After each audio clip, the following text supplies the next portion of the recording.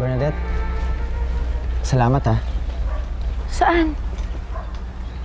Sa pagpunta mo sa amin, tsaka sa pagsabi ng balita. Alam mo, tuwang-tuwa yung kuya ko. Ngayon ko na siyang ulit nakitang ngiti. Pagkabalik siya sa bahay. Wala yun. Thank you ulit ha. Oh, sana naman? Sa pagpunta mo. Kasi dati pag gumigising ako, yung bungangan yung hipag ko yung naririnig ko. Tapos yung mukha niya yung bumabalanda sa pagising ko. Wala lang. Kasi ngayon, yung maganda mo yung mukha nakita ko. Wala, nakakatawa lang. Sarap lang gumising, no? Kapag maganda mo kayo nakikita mo. Nakaka-inspire.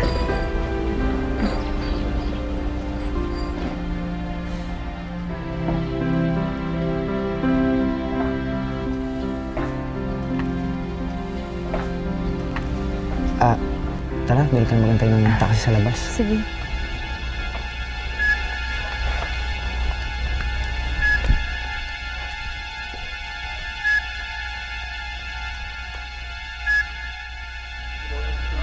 Mukhang nakabingwit pa ng mayamang tungo akong na to.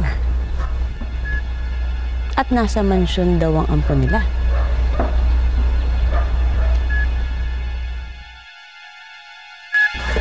Yaya, tignan mo dyan. Baka dyan mo nababa yung pain reliever. Ito ba yon, Princess? Yes, Yaya. Thank you. Okay. Lola? Lola, I miss you. I'm back.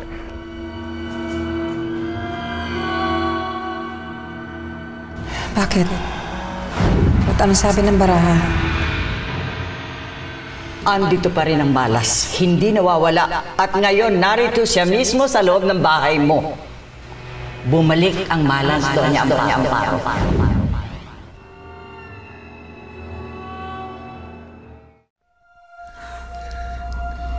Lola, bakit?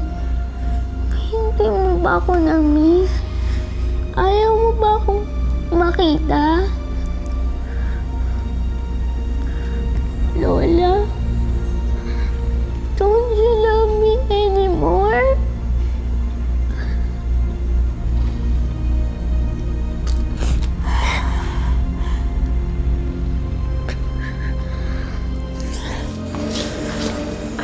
I do. I do. Of course I do.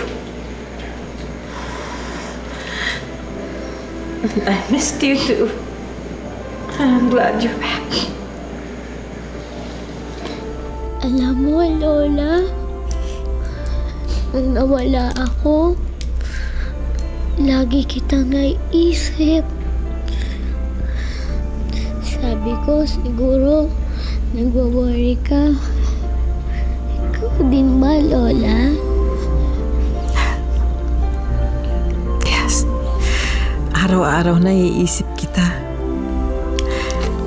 Sana safe ka. Sana makabalik ka na dito.